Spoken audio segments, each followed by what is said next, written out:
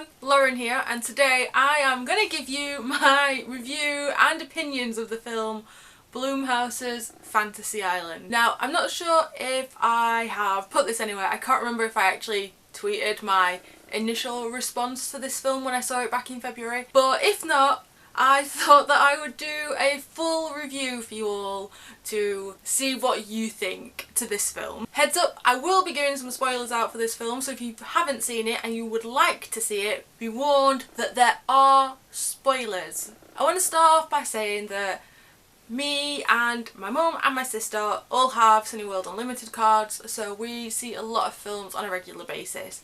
I see a lot of films that personally I'm not that bothered about, but as the only one who can drive, I end up seeing more than my fair share of things that are not my usual go-to style. This was one of them. It's something that both my mum and my sister really wanted to watch. For me, horror's not really a big sort of area. I hate horror. I dislike being scared. All it does is get my imagination going, and then I can't sleep at night, and I like to sleep. So instead of watching horror, I much prefer rom-coms, comedies, Disney, kids films, something that is not going to have me staying up all night. However, that being said, this wasn't really horror in the sort of it's going to get your mind going crazy. I guess it was more jump scary than anything else. There was a lot of things that sort of jumped out at you, and things like grabbing in dark places and scary guys chasing you through the woods and a bit of murder, but it wasn't sort of I can't sleep because I think someone stood in my bedroom staring at me sort of horror. So if you've not heard about this film, the overall premise is that Fantasy Island is a place that you can go to and you can have one fantasy enacted out for you in full. The caretaker of this island is a Mr. Rourke. I think he charges, I'm pretty sure from what I remember, it was 2 months ago, that he charges for people to come to his island and to experience these fantasies. I think of the main characters and the main cast for this film, I think one of them won a competition, or 2 of them, I can't remember if the brothers won a competition to go there rather than actually having to pay for this fantasy. But the way it works is that the island itself is magical. Ooh, it's all mystical, and if you drink the water from the island you're able to partake in this, and you have the fantasy that your heart's desire or whatever you've asked for to come true and to live itself out in the world. So the first thing that I found a little bit strange with this film is that it seems to start with a prologue. So we see a scene of a woman in a dress being chased in this house and pretty much being kidnapped. She picks up a phone and tries to call someone, but it goes through to Mr. Rourke, and he says that it's okay, not to worry about it, and that everything's going to plan. So initially it seems like this is setting us up for how the island and the fantasies are actually quite evil and flipped on from what you actually expect. But she doesn't really fit in with the main storyline that seems to be set up from the characters who will land on the island as the main cast.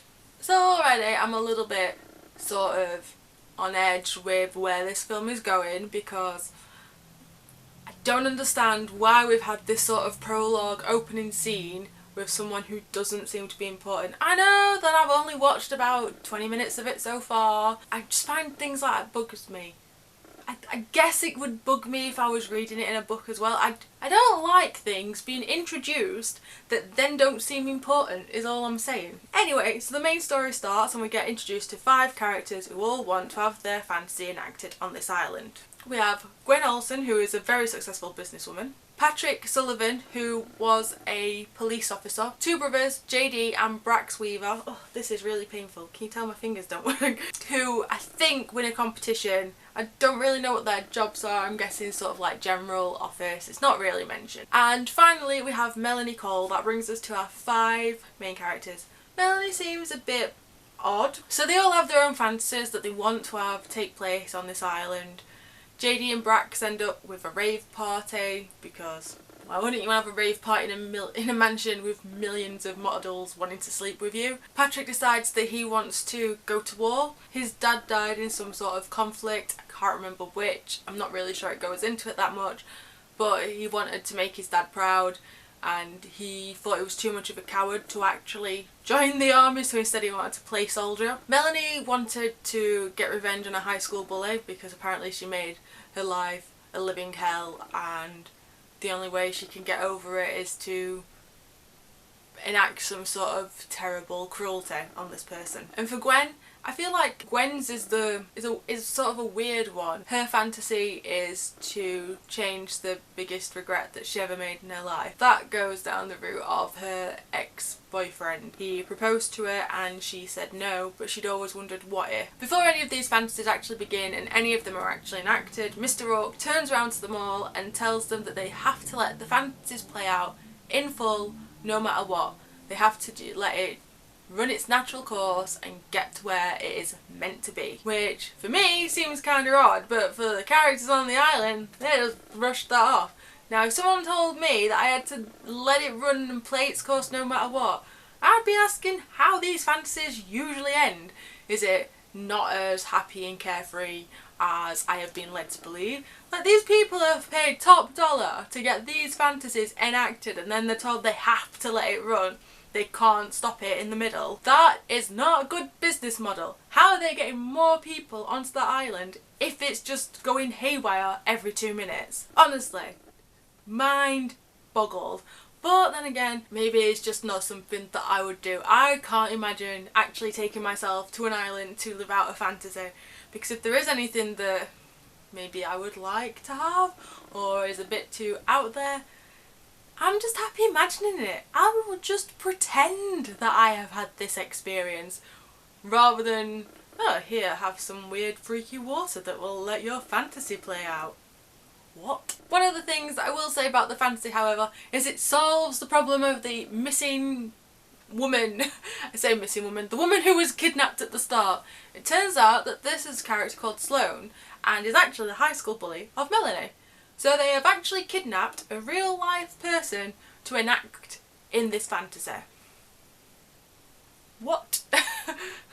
They've kidnapped someone so that she can be tortured. Honestly, how is this still running as a business? I can't imagine giving any money to a company where it's like, yeah, we'll kidnap your high school bully for you so you can torture them.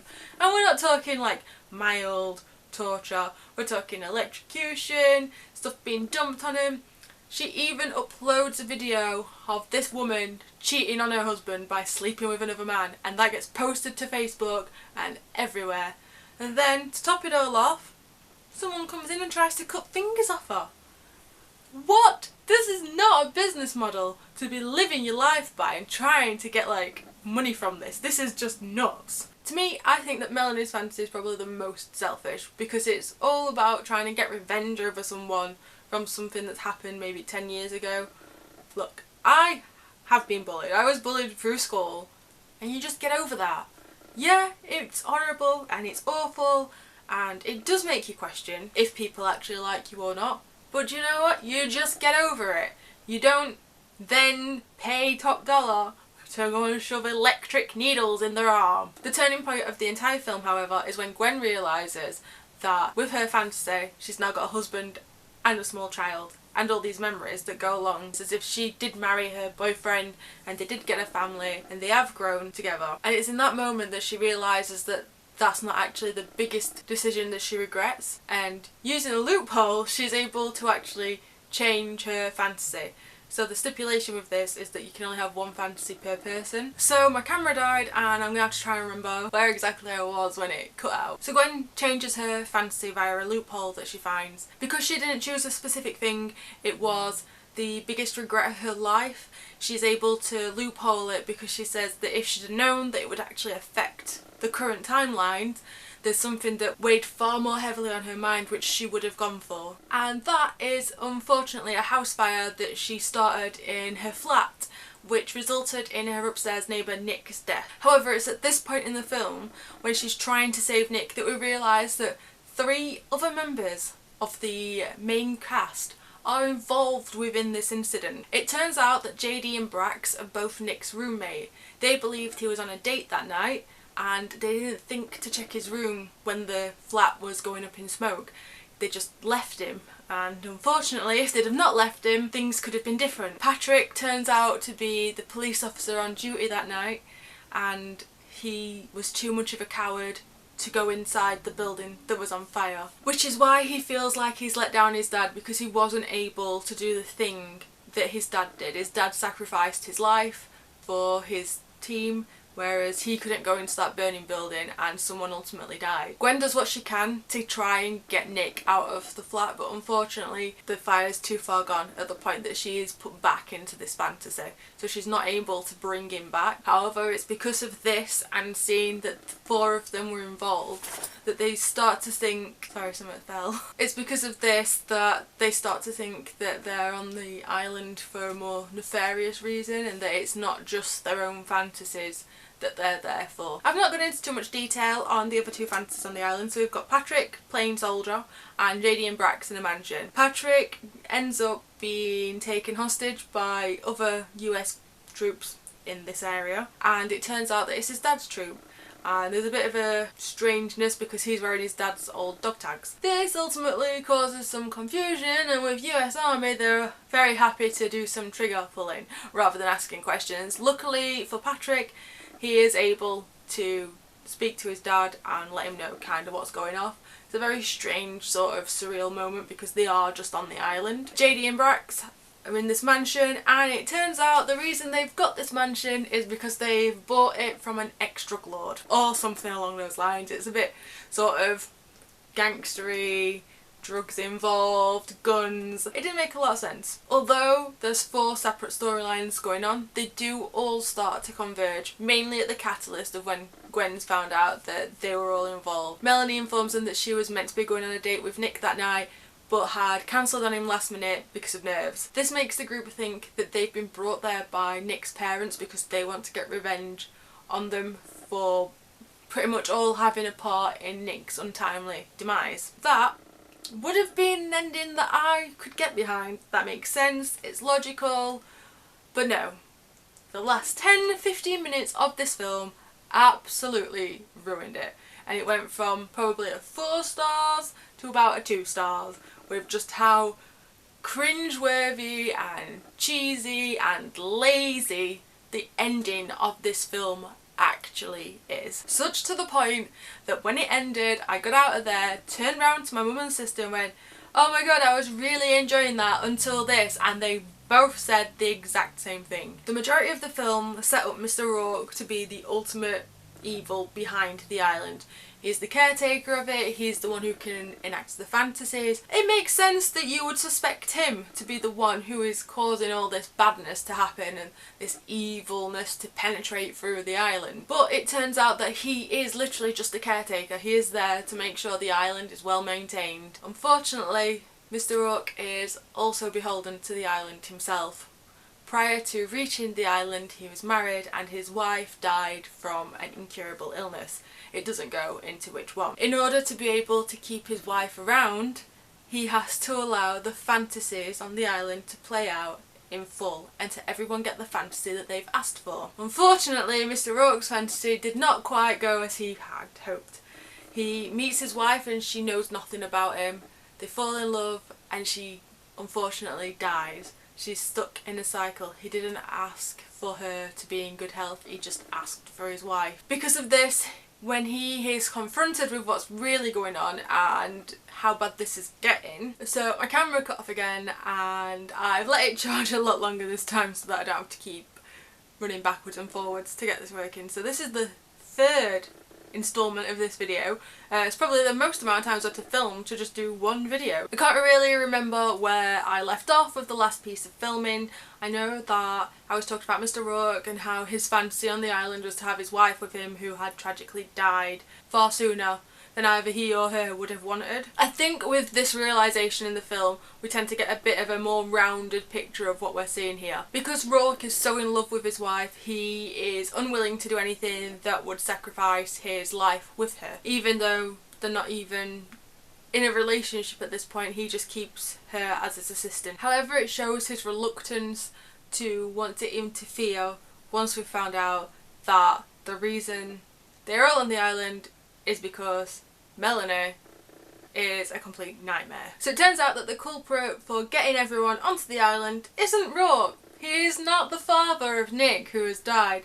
which makes sense because Nick's surname is Taylor rather than Rourke. And it's also not Julie, his assistant, as we've found out that Julie was actually Rourke's wife. Oh no, no, no, that would have made it so much simpler.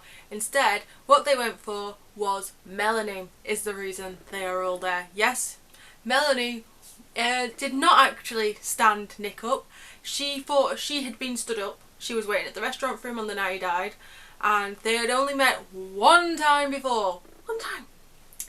And they'd really hit it off, and this was meant to be their first date, and he'd not shown up, so she decided that he hated her and he didn't want anything to do with her. And when she found out that he then died in a fire, she tried to find the people to blame, because instead of just being understandably upset and grieving it as a normal person, she needed someone to blame, because she felt like she had been rejected, pushed out, and that he'd lied about wanting to see her, and the date was a lie. And because she'd gone through this sort of negative downward spiral, she blamed it on Sloane, because Sloane bullied her throughout high school and made her life live in hell, which I get is horrible, but because of that she didn't think that anyone actually wanted her. And then she blamed Gwen for starting the fire, which was an accident. People don't start kitchen fires purposefully. She blamed JD and Brax for not going to check on him, but they thought he was on a date with her, so. And she blamed Patrick because he was a police officer there and he did not go into the building. The logic from where this comes from, it just astounds me. I don't understand what that thinking is to get to this end point. And even now, 2 months later, it's still so frustrating. I'm still so angry at it. It just seems so lazy and such a cop-out. The girl who was slightly mentally unstable, clearly because her fantasy was to take revenge on a bully, is actually even more mentally unstable than we previously thought. I mean, I get it. It must have been a horrible feeling, but to find someone that you were supposed to go on a date with has then died, it seems to be a complete overreaction, and it does make the film slightly more unbelievable in my opinion. However, one thing I did like with the film was that there was a foreshadowing of a creepy guy dripping tar oil everywhere. It turns out that this is Nick. Because Melanie's fantasy is to have everyone suffer, part of it is so that Nick, I don't know if it's bringing Nick back, but he's there as like a weird living tar dripping partially burnt figure, which is gross. But I'm glad that it was made sense, because it's been foreshadowed throughout the film, just little bits like tar dripping. And to start off with, I thought it was something to do with the island itself, something to do with how it controlled the fantasies or kept an eye on them, or how it was making them nefarious and more sinister than previously thought. But I think that is pretty much the only thing that redeems it, is that it covers that plot point off. The way that the film ultimately ends is because Sloane hasn't had a fantasy. She takes a drink of the water and wishes for, and her fantasy is for Melanie and Nick to be together. And ultimately that ends in Melanie's death, which stops the fantasy that Melanie had put in place because she's died, so her fantasy is now ended and everyone else is free to go. Ultimately, I would only recommend this film if you are looking for something that is disappointing, where it builds everything up to such a high extent and then just completely pushes it aside right at the end. If that is what you're looking for, if you are wanting something that is just so completely and annoying right at the end, go for it. Honestly, I think up until that last end segment, it probably was only about 10-15 minutes long, but up until that I was really enjoying it. A lot more than I thought I would, seeing as I didn't actually want to see this film. So it was so much more enjoyable, there was so much adventure to it, there was so much to try and, ooh, is it that? Ooh, what's that? So much of that, and to just, it just seemed lazy, and it just seemed like a complete cop-out. It just didn't make sense. Well, it did, but it didn't make sense. It wasn't set up that way, and it was kind of just a complete U-turn as to who it was. Hopefully the next review we get round to is slightly more upbeat, something that I actually enjoyed and not just ripping to shreds. I know I didn't really go into much of the cinematography, but to be fair, I didn't really have any issues with it. It was a decent enough film. It seemed like it was going to be one of those sort of good watches, you just put it on and you just enjoy it. There's not much depth to it, there's not much sort of social commentary, there's nothing saying this is how we need to like view ourselves as such. It's just a film you can put on and veg out to. But honestly, that last 10 minutes, oh my god, just so bad. And so hopefully the next time I do a review, it's something that I actually really enjoyed and I can just get into the detail a little bit more with it, rather than having to try and hold back my frustration on it for the majority of this video. If you liked this review and you liked this video, don't forget to press the thumbs up button down below, and also if you want to see more videos from myself, don't forget to hit subscribe. New videos are out every single week. Stay safe and keep well everyone. See you later!